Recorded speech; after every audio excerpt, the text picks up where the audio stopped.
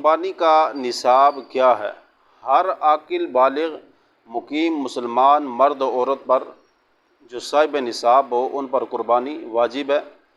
10 ذوالحجہ کی صبح صادق سے لے کر 12 ذوالحجہ کی غروب آفتاب تک جس شخص کے پاس 52.5 تولے چاندی یا اس کی نقد رقم موجود ہو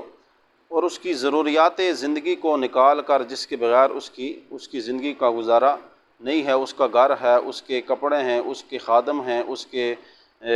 دیگر لوازمات ہیں، اس کا قرض ادا کرنا ہے، ان سب کو نکال کر باقی جتنی چیزیں جو استعمال میں ہیں یا نہیں ہیں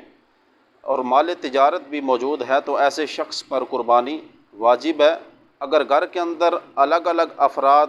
نصاب کو پہنچتے ہیں، باپ الگ پہنچتا ہے، بیٹا الگ، تو سب اپنی اپنی قربانی ادا کریں گے، ایک جانور پر سب کی طرف سے اکتفا نہیں ہوگا۔